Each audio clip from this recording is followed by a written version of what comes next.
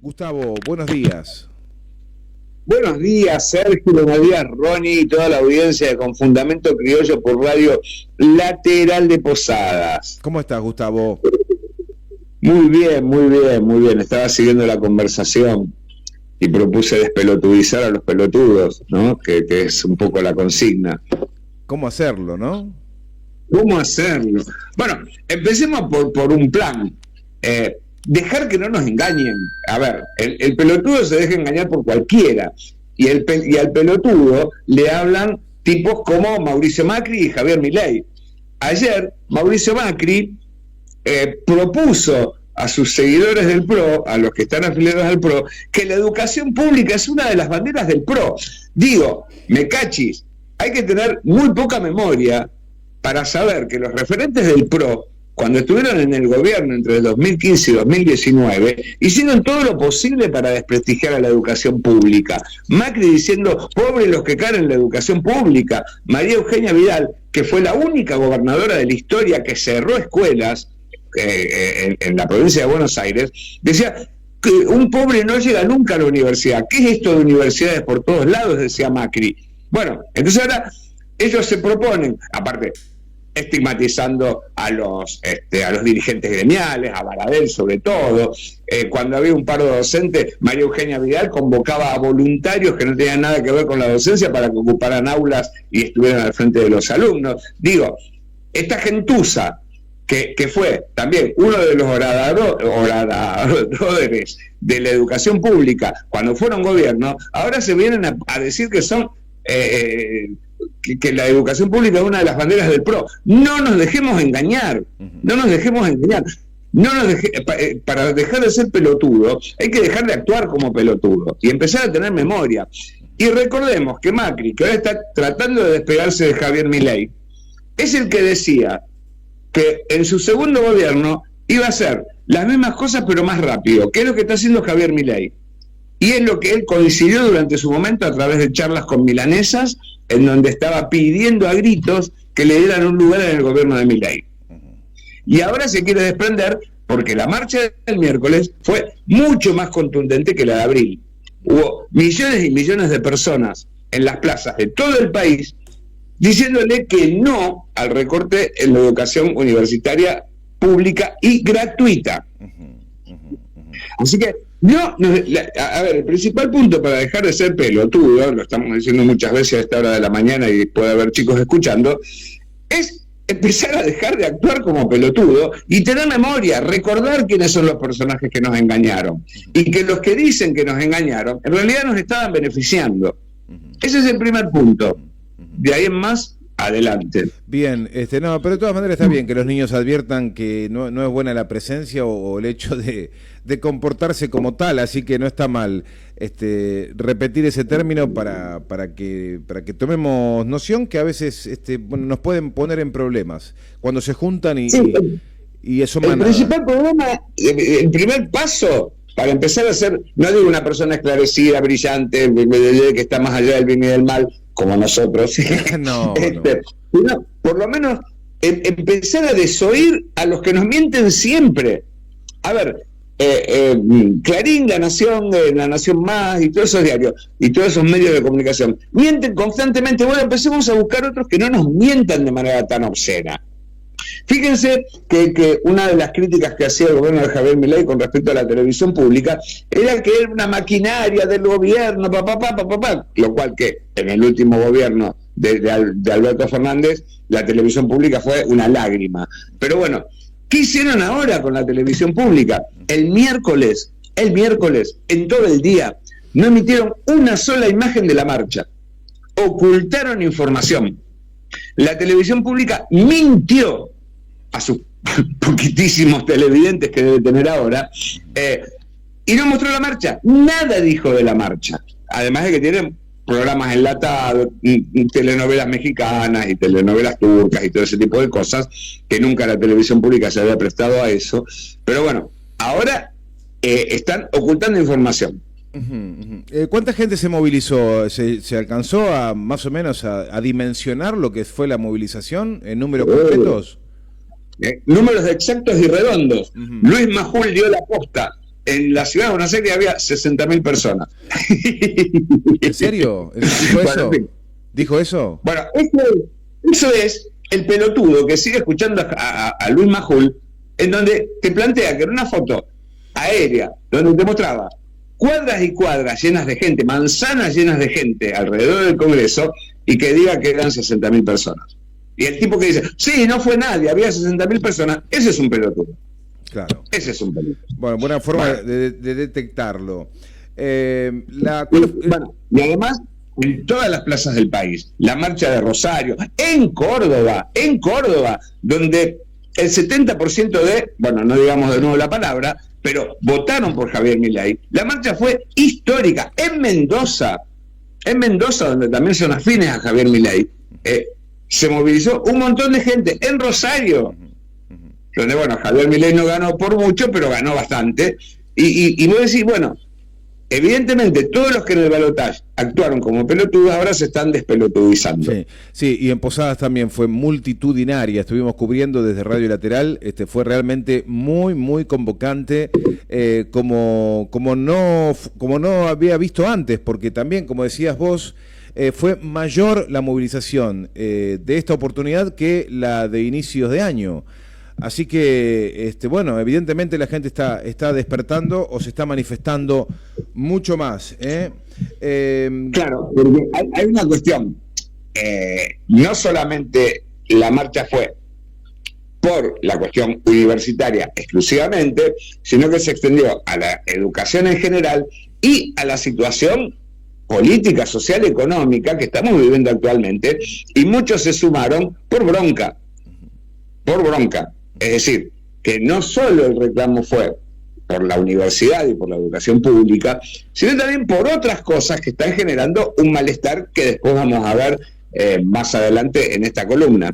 Gustavo, y esto le agarró un ataque a Javier Milei en paralelo, mientras se producía la marcha y horas después, le agarró un ataque tuitero. Todo lo que dijo. Avancemos un poco por orden, porque antes de la marcha empezó a tratar de deslegitimarse los motivos de esta marcha a través de 7 puntos que el Ministerio de Capital Humano, a cargo de... Yo me río cada vez que hablo de este ministerio, porque realmente es una vergüenza que haya un mega ministerio a nombre de una incapaz como Sandra Petovelo, ¿no? Que lo único que le interesa es lucir trajes y maquillaje frente a las cámaras, pero de ideas no emite absolutamente nada. Es como Lilia Limoine, pero con disfraces menos eficientes. A través de 7 puntos, en donde dijeron que las universidades rechazaron, o los docentes universitarios rechazaron el aumento salarial porque prefieren ir al paro, ya que el conflicto tiene fines políticos. Bueno, esa fue una excusa de la que marcaron siempre, ¿no? Pero en realidad lo que rechazaron los docentes fue el aumento exiguo, casi inexistente, del 6,8%, cuando en realidad los docentes perdieron 55 puntos desde la asunción de Javier Milei. Por lo tanto, el aumento salarial debería ser por encima del 60% de lo que están cobrando ahora. Y se han difundido también datos que gran parte de los docentes están por debajo de la línea de la pobreza. Por debajo de la línea de la pobreza. Algo que nunca antes había pasado. Los docentes con dedicación exclusiva, que son los que más cobran, que deben tener sueldos a lo mejor que superan un poquito el $1.000.000, representan el 10% de la planta docente. La mayoría son dedicación semi-exclusiva, JTP de primera categoría, JTP de segunda, que cobran de $600.000 para abajo. Entonces, lo que se rechazó es un aumento que seguía precarizando a los docentes universitarios. Después, otra de las mentiras es que el presupuesto universitario había tenido un aumento del 270% para sus gastos, pero no saben administrarlo. Esa mentira es que el aumento del 270% se aplicó solamente al presupuesto para funcionamiento, no para salarios. Este funcionamiento representa el 8 y el 9% del presupuesto interno. Por lo tanto, el 270% que aumentaron fue sobre ese 8%, que es algo exiguo. Después otra cuestión, y acá me parece que vamos al último punto, porque si no se va a hacer muy larga la columna, que el 89% de los fondos transferidos a las universidades no se auditaron. Bueno, por un lado hay que desmentir. Hay auditorías externas, que es la de la Auditoría General de la Nación para cada universidad, y auditorías internas que hacen las universidades todos los años. Si este año no hubo una auditoría de la Auditoría General de la Nación, es porque el gobierno nacional, primero, se desentendió de la conformación de la auditoría, cuando se dio cuenta de lo importante que era la auditoría, y vio que la mayoría de las fuerzas opositoras integraban la auditoría, pero el oficialismo no, ahí frenó la actividad de la auditoría y no hubo más auditorías en ningún organismo del Estado o dependiente del Estado. Es decir, que si no hay auditorías que reclaman, es por culpa de ellos mismos, porque son brutos, son torpes, son ignorantes, ¿no? Rechazan las cosas sin conocerlas, dicen cosas sin saberlas. Son brutos, ignorantes, soberbios, que es la peor categoría que puede encontrarse para llegar a ser un pelotudo, como decíamos antes. Dios mío. Otra mentira que dijeron es la de los extranjeros. El Ministerio de Sandra Petovelo dijo que el 21,8% de los estudiantes en universidades públicas son extranjeros. Mentira. Primero, para anotarte en una universidad, si sos extranjero, tenés que tener residencia y documento argentino. Si no, no podés inscribirte. Desde el momento que vos tenés DNI argentino, dejás de ser extranjero. Sos un residente. No digo que sos un nacional, pero sí sos residente. Por lo tanto, ya dejás de ser esa categoría del extranjero. Y representa, cuanto mucho, el 4% de la matrícula general.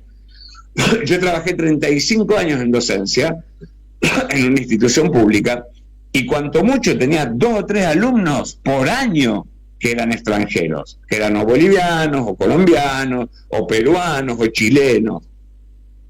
Pero nunca tenía ni siquiera un 3% de la plantilla estudiantil era conformada por gente que venía del extranjero. Pero recordemos, para anotarse tenés que tener la residencia y el documento argentino. Por lo tanto, tenés que estar nacionalizado. Bueno, y después unas cuantas mentiras más que sería arduo asumir, pero también dijeron que el 60% de los alumnos universitarios no son regulares, lo cual es mentira, porque cada universidad, no hay manera de medir eso, porque cada universidad tiene sus requisitos de regularización y lo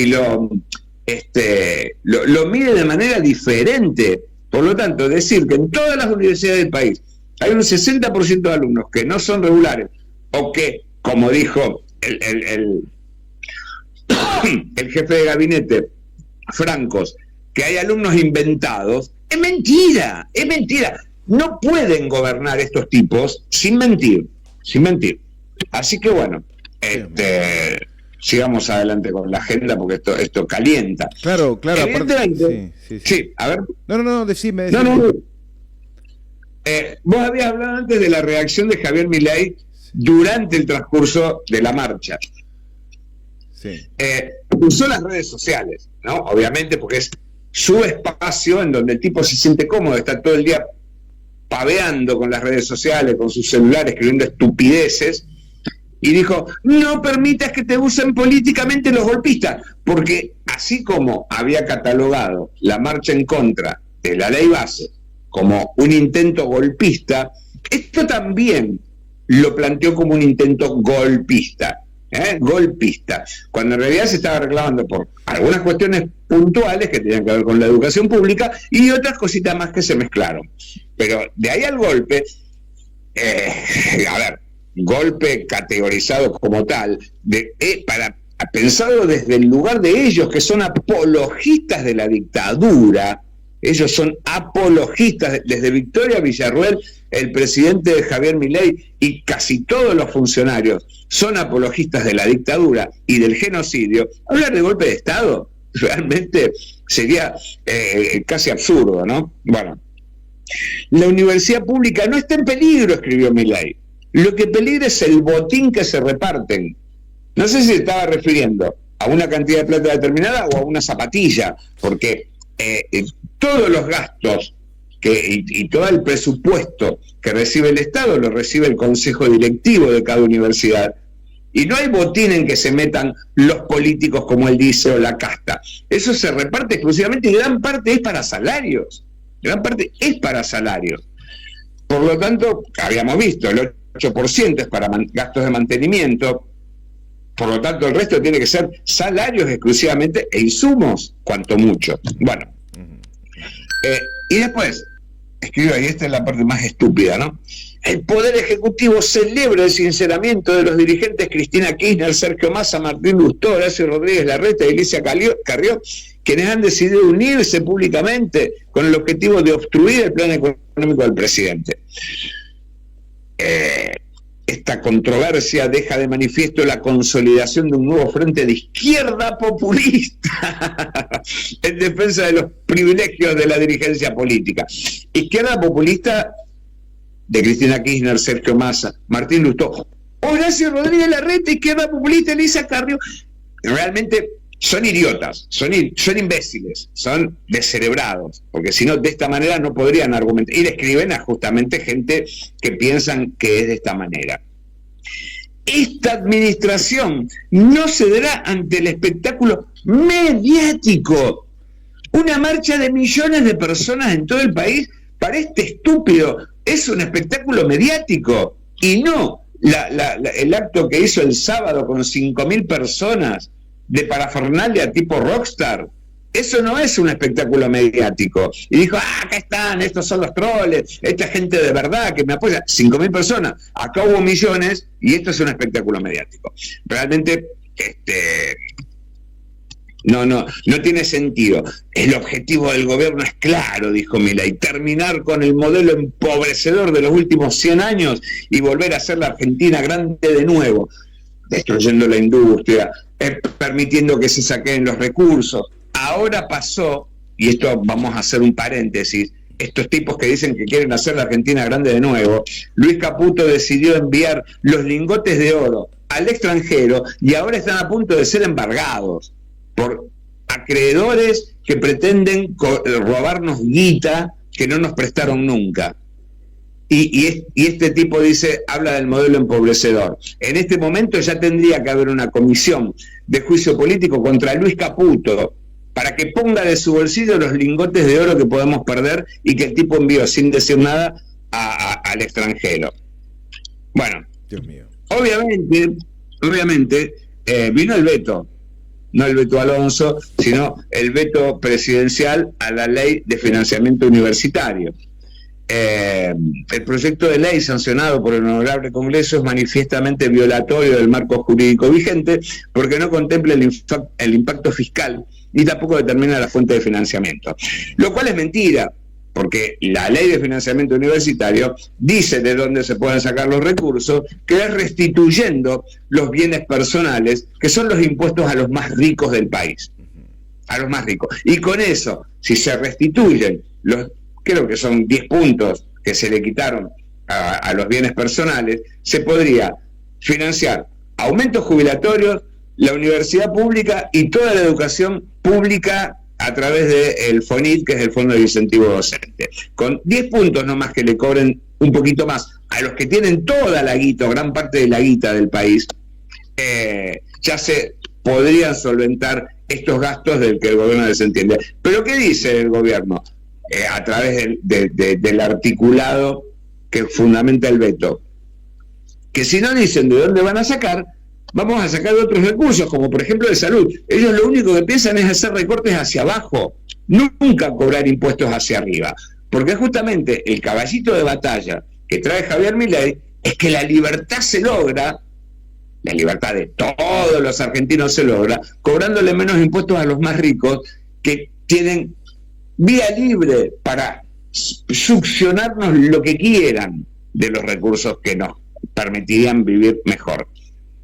Así que bueno, Dios mío, En este momento está el veto presidencial y se está rearmando la posición, la oposición en el Congreso, tanto en diputados como en senadores, para rechazar el veto y reafirmar la ley de financiamiento educativo. Sin embargo, el gobierno reafirma su compromiso con las universidades nacionales. Una mentira enorme que solo pueden creer un verdadero pelotudo. Que este tipo, que renegaba de la educación pública en campaña, que tenía tipos como Venegas Lin, que decía, ¿para qué mandan los hijos a la escuela si los podrían tener trabajando con el padre en una tornería o en la carpintería? Dicen que es un compromiso con la educación pública y con las universidades, cuando en realidad las quieren destruir.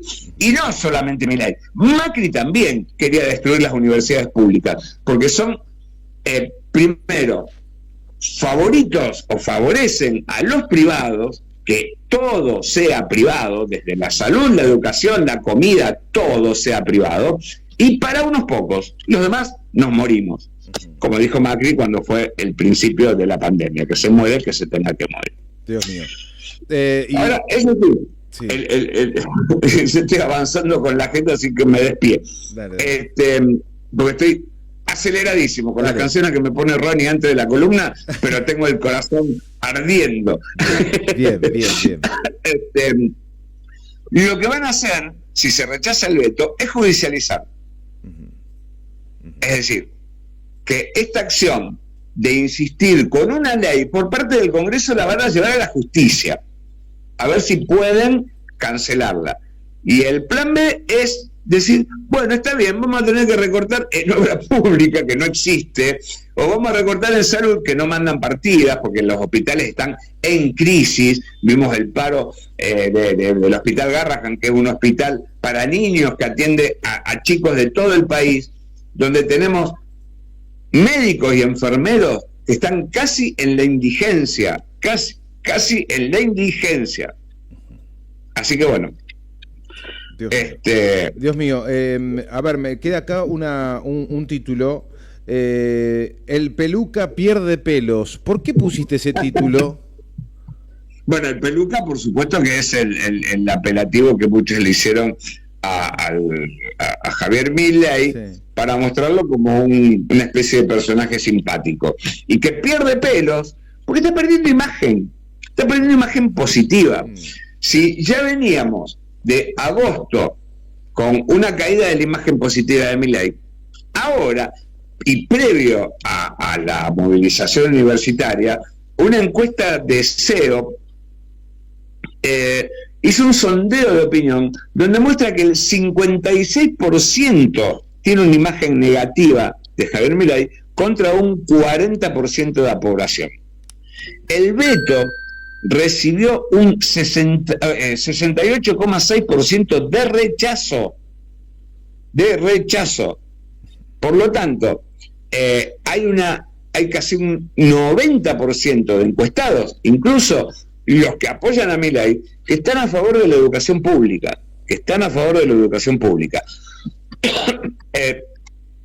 hay un 31% que sigue apoyando el déficit cero, pero hay un 69% que piensa que el déficit cero es una falacia que nos va a perjudicar.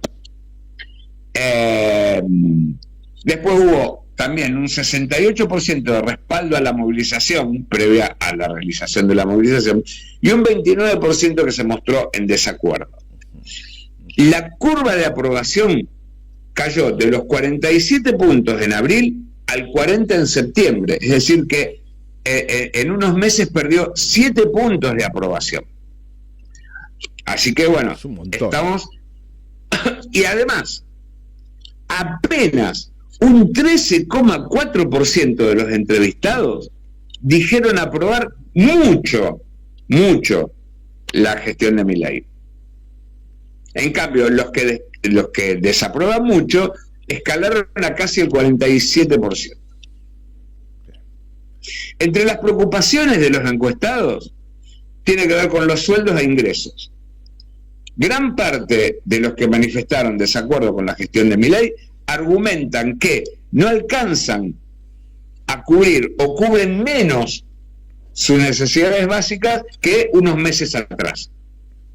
Después, hubo un rechazo a las marchas de los jubilados, y a mí esto me sorprendió porque, claro, uno no le da mucha bola a los medios hegemónicos y no está viendo las noticias policiales de los robos, pero el crecimiento de la inseguridad contra lo que dice Patricia Bullrich con todo su protocolo y todas las boludeces que lo único que buscan no es combatir la inseguridad, sino impedir la protesta social, empezó a crecer la inseguridad, o por lo menos la manifestación del rechazo a la inseguridad, lo cual establece una lógica. Mientras más crece la pobreza, mientras más crece el no llegar a fin de mes, crecen los delitos de inseguridad. Totalmente. Y después, creció también el número de gente que no llega a fin de mes, que pasaron de agosto a septiembre, por lo menos creció más de 2 puntos. Por favor. Y solamente un 35% que se identifica como oficialista. Números, números y números. ¿Ese es el último tema? ¿Este era el último punto? No, el último punto es el índice de Gini. A ver, contame. Tiene que decrecer para que sea bueno, ¿no? ¿Cómo? El índice de Gini, cuanto más al cero vaya, es mejor. Exactamente. Es un coeficiente que mide la desigualdad. Primero, recordemos que no hay en el mundo lo que sea óptimo en la igualdad, porque la igualdad absoluta sería una especie de comunismo, donde todos tengamos exactamente lo mismo en todas las áreas, lo cual es imposible. Pero la desigualdad se mide en un índice que mide cada país y que se mide también a nivel mundial entre el 0 y el 1. El 0 es la igualdad y el 1 es la desigualdad, manejado como absolutos. En los tiempos de Cristina habíamos llegado a casi el 0,3%, es decir, tendiendo hacia la igualdad.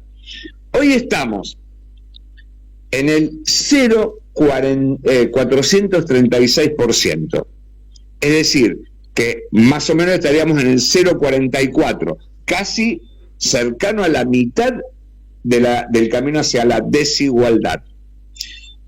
La brecha entre los ingresos de los más ricos con los más pobres se amplió con respecto al año pasado de 16 a 19 veces. Es decir, que esa imagen que nos dejó el último gobierno de Cristina en 2015, con el 50-50, es decir, 50% de las ganancias repartidos en partes iguales entre los trabajadores y el capitalismo, hoy estamos en el 0,40%, es decir, el 37% para los trabajadores y el resto para el capital. Dios mío. Bueno. También se cuenta algo que es importantísimo, que empezó a pasar en el gobierno de Fernández, en el gobierno anterior, y que ahora se está profundizando. ¿Qué es?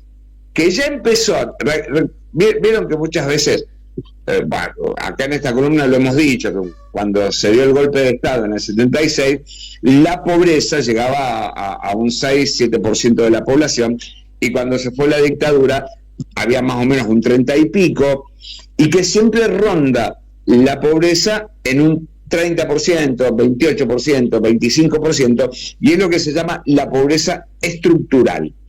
Resulta que ahora lo estructural ya ha empezado a ser la idea de personas que tienen trabajo y que no alcanzan a cubrir la canasta básica esencial. Es decir, la pobreza que antes se pensaba como aquella persona que estaba sin empleo, ahora es estructural, que la pobreza se nutra de aquellas personas que trabajan, que tienen empleo registrado, como por ejemplo docentes, médicos, enfermeros, y industriales, trabajadores de la industria, que no llegan a cubrir sus necesidades básicas. Eso es lo más grave que se ha dado en los últimos tiempos y que se está profundizando ahora. La idea de tener trabajadores pobres. Dios mío. Gustavo, agradecerte esta columna, ¿eh? Y casi te diría que en 30 minutos clavados, Sí, así, sí, duró. sí. Bien, pero Más no se me puede pedir. por eso, no, clarísima, clarísima, y creo que has abordado lo más relevante de estos días. Te mandamos un fuerte abrazo, Gustavo, deseándote un gran fin de semana y bueno, y el martes nos reencontramos. El martes nos reencontramos, que tengan un buen fin de semana. El lunes acá en Rosario es feriado, porque es el día de la Virgen del Rosario, que es la que le da el nombre a la ciudad. Y bueno, vamos a estar disfrutando de un fin de semana largo local. Bien, a disfrutarlo entonces. Te mandamos un fuerte abrazo, Gustavo. Bueno, muchísimas gracias por la paciencia y nos reencontramos el martes. Al contrario, abrazo grande, hasta pronto. Hasta pronto. Gustavo Rosa, nuestro querido amigo y columnista de este panorama político que nos debemos cada semana para entender la Argentina, lo que está pasando aquí en Radio Lateral, en Con Fundamento Criollo.